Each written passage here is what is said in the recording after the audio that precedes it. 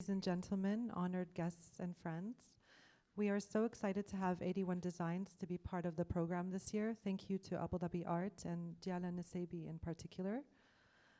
For those of you who have attended our previous talks, thank you for making an effort to be here today.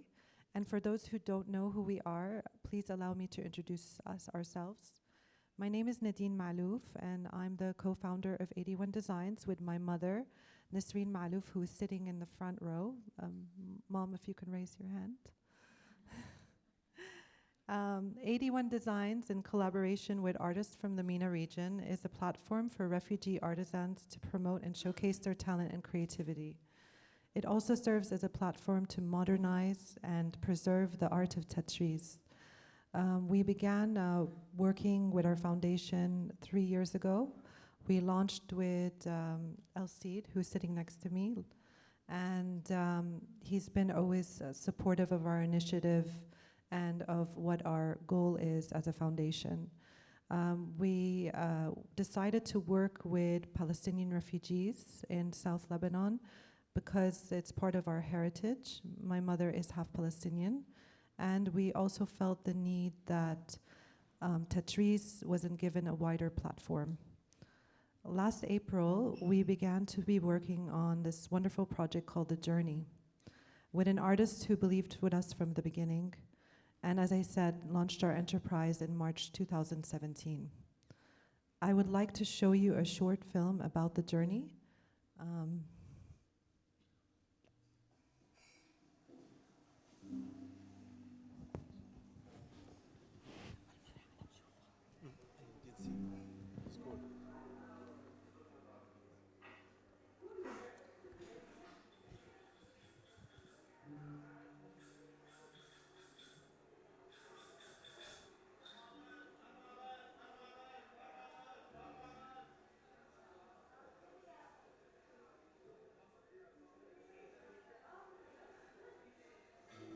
On a pu 8h30 du matin, en plein marché, les gars qui font partie du projet sont excités. Et tous les gens qui passent, pareil, ils sont excités autant que ces dames-là, et surtout ils sont intéressés par ce qui est écrit.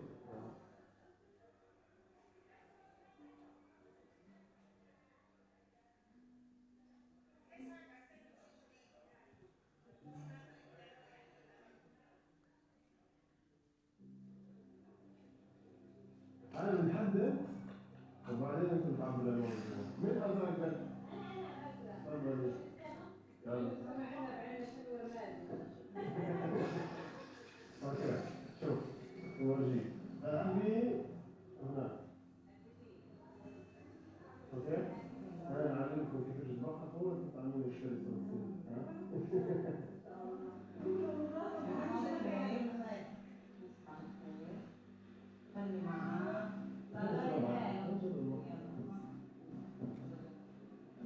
هلا اللي بدك تسبي بدك تطرزي الواحد تصل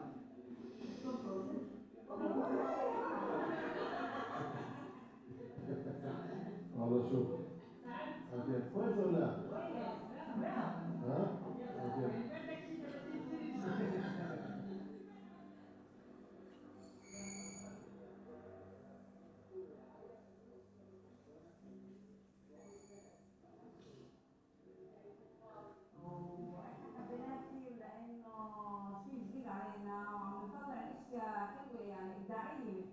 من خلال هاي الرسمات يعني عم نشوف احنا مبسوطين يعني بتحس فيها الفرح بتحس فيها السهوله يعني J'aime ce genre d'expérience. Les gens ils sont accueillants, les gens ils passent, ils disent des éléments géniaux, ils ont tous le sourire, il y a personne qui se plaint, malgré les conditions de vie qui sont difficiles. Ça pousse à réfléchir à ta propre condition. S'il n'y avait pas la peinture, il n'y avait pas là en fait pour ouvrir les portes, parce qu'on n'aurait pas eu le même accueil. عجبتك؟ voilà.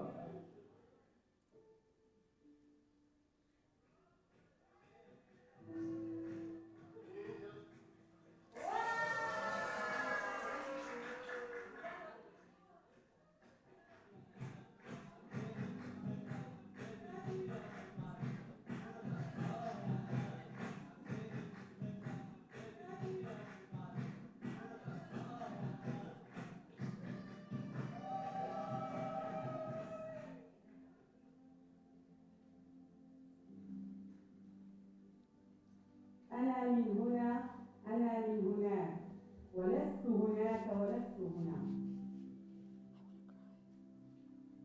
لو يذكر الزيتون غارسه لصار الزيت دمعا.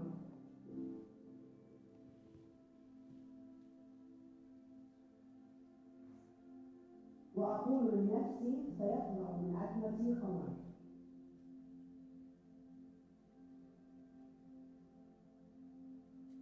نعاني من مرض عضال اسمه الأمل.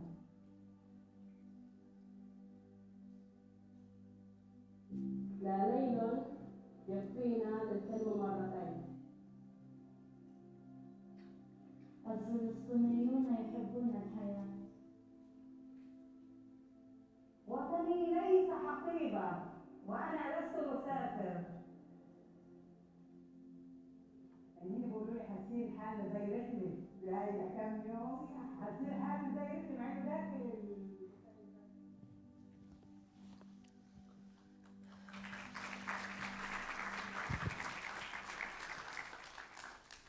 I'd like to particularly thank Mehdi, who works for Fawzi El-Sid and his team, who cannot be with us today, who took time to edit and film the entire journey.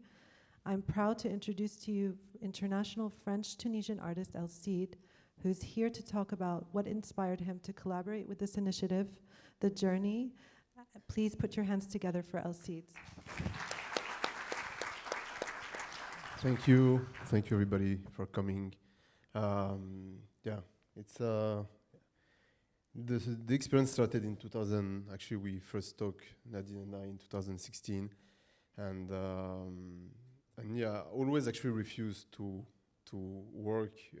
I've received a lot of requests to work with the refugee, and always it was like a one-shot project, and I felt there was not enough depth into that, and I always try to do project and keep the contact with the people that I work and do something as a long-term thing. And we did a project in 2017 with Nadine, but I just sent them some of my artwork that they reproduced into Tatris Falestini.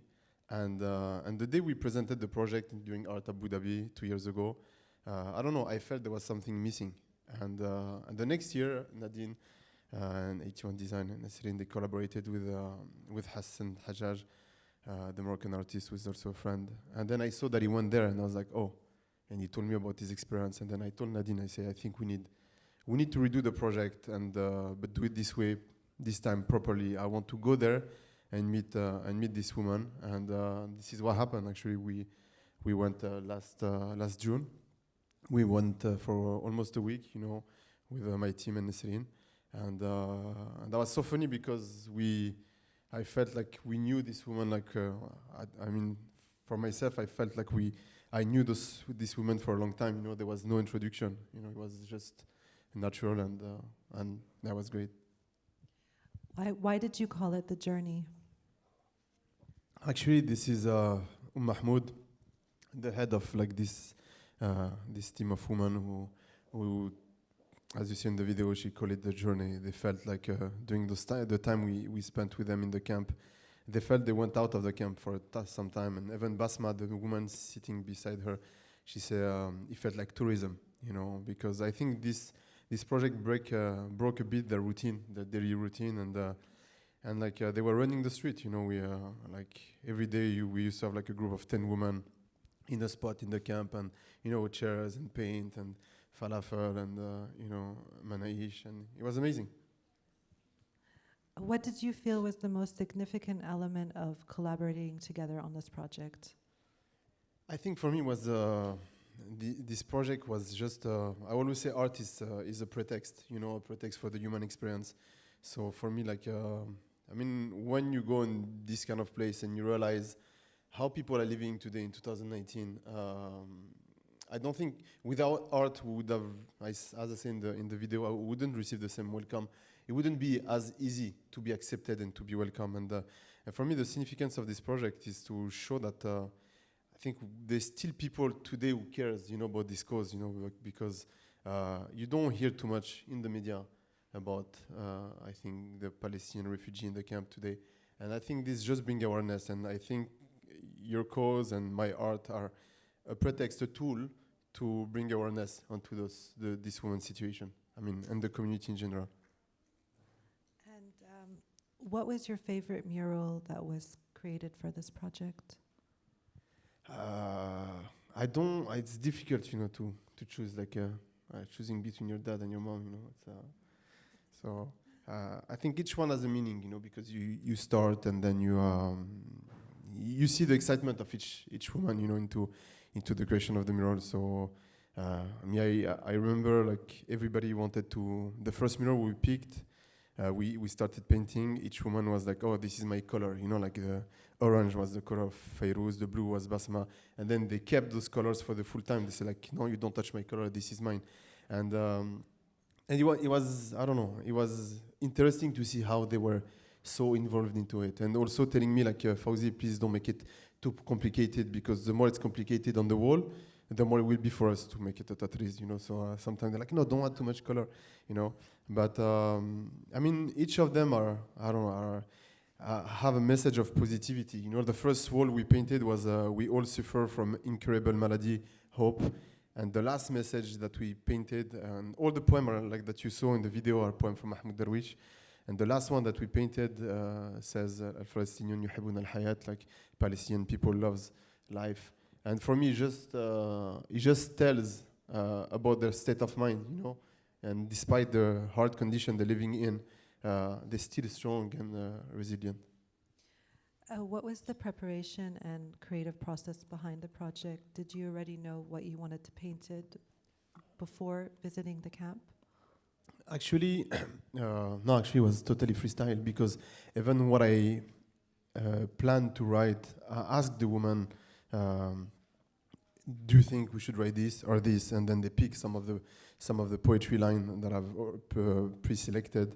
And then also the walls, you know, like Nesrine, you send us picture of the walls, and then I had like some spot in mind, and then when we went there, I explained, you know, like to the team and that what kind of wall I was looking. We tried to pick walls that are really visible for everyone, and so it was funny. Even like these women at some point, they were like, "Oh, Fawzi, I think this one is a nice wall." You know, they start thinking the same way I do.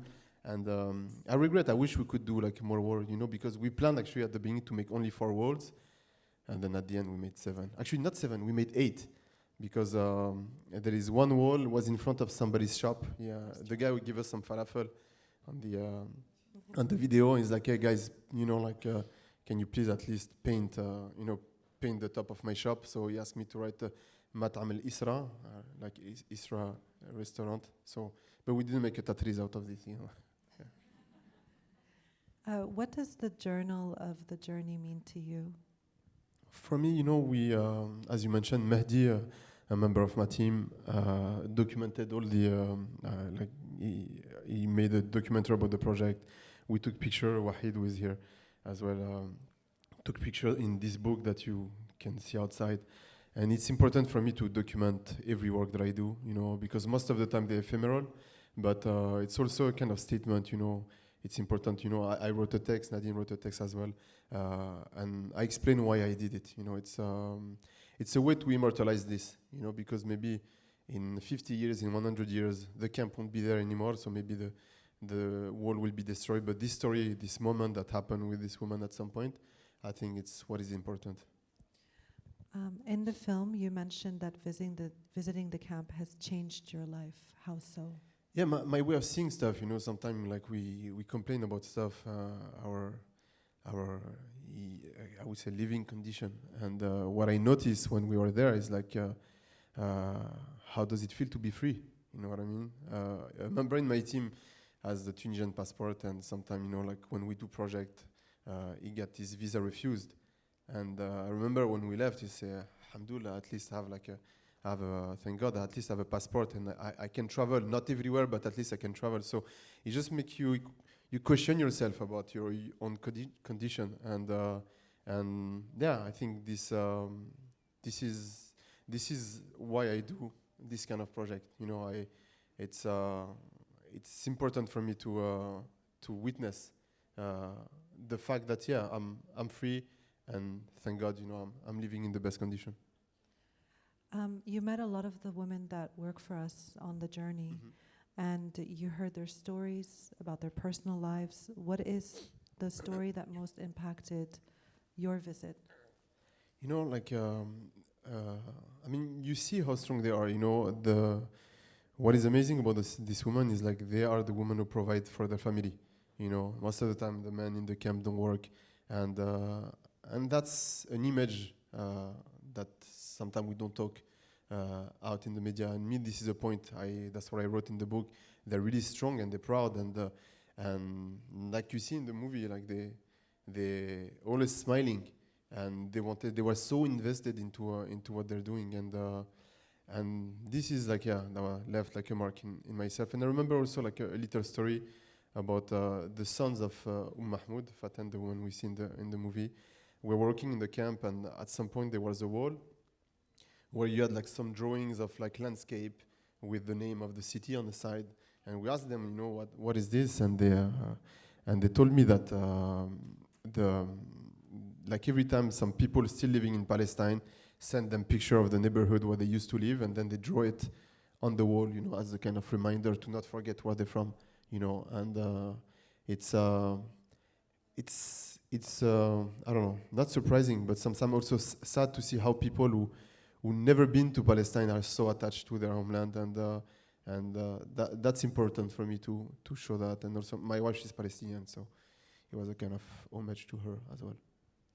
Thank you, Alcide. I'd like now to invite the questions from the audience, if you have any. Please go ahead. Don't be shy, guys. Mason. Yes.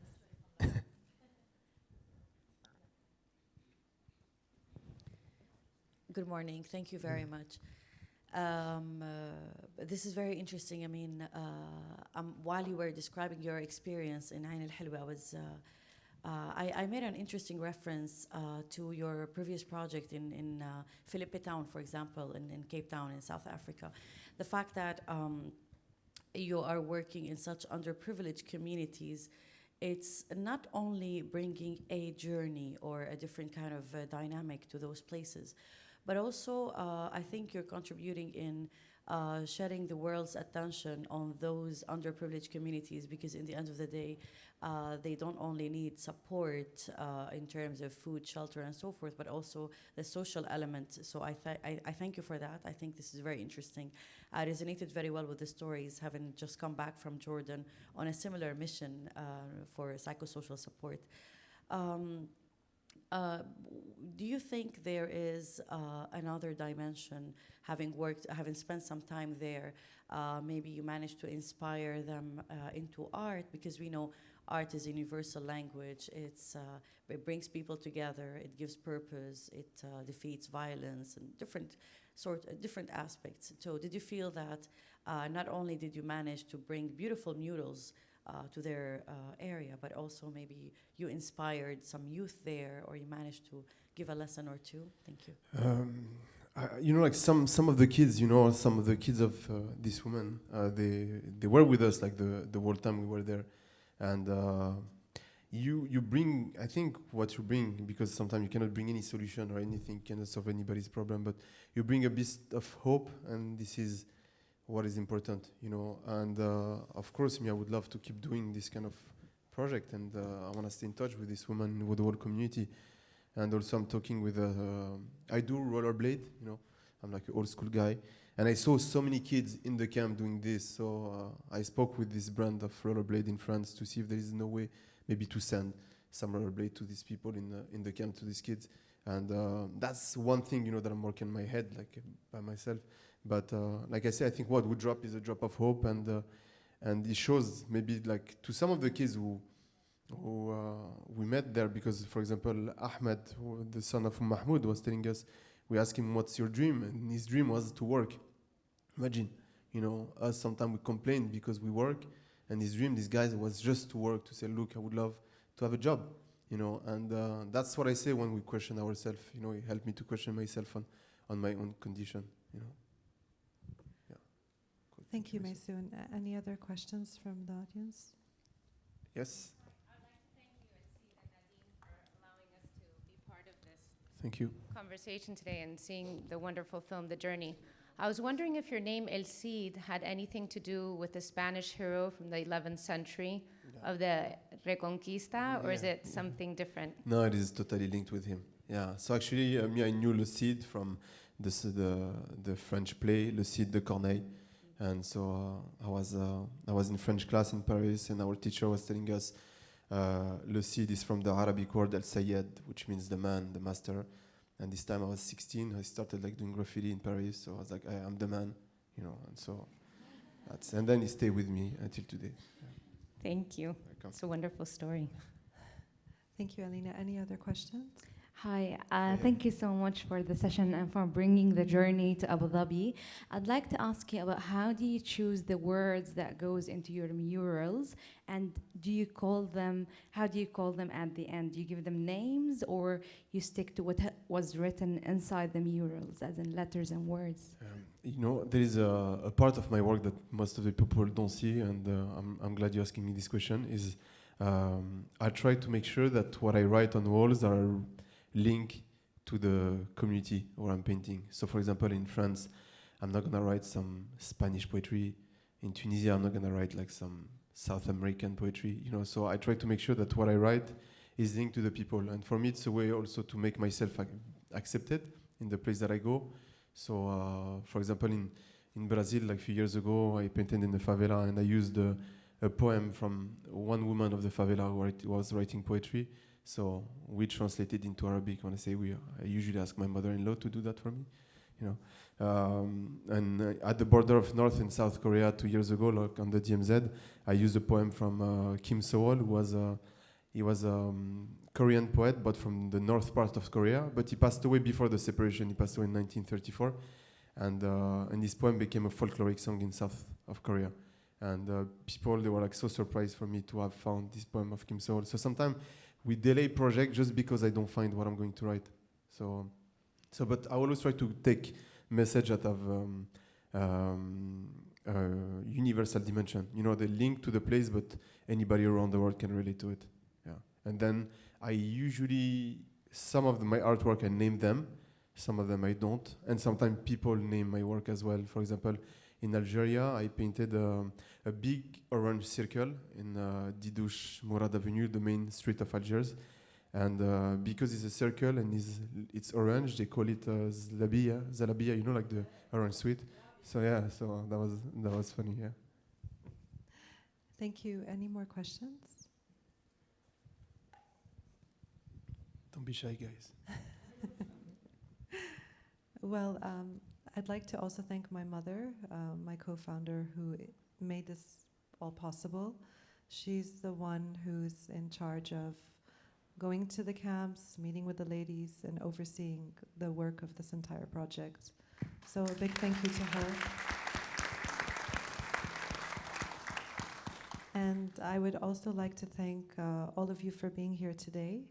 If you would like to purchase a signed copy of the the journal of the journey, we have them outside, and El Cid will be there to sign and dedicate the copies to you personally. All proceeds of all our sales within our booth and from the journals are going towards the refugee women artisans employed by 81 Designs. This is something that is very important to us, because with the money that they receive on a monthly basis, they support their families, as well as it gives them hope to continue doing the work that they do for us. And it gives them hope for the future generations to come. Thank you all very much. Thank you. Thank you, Nadine.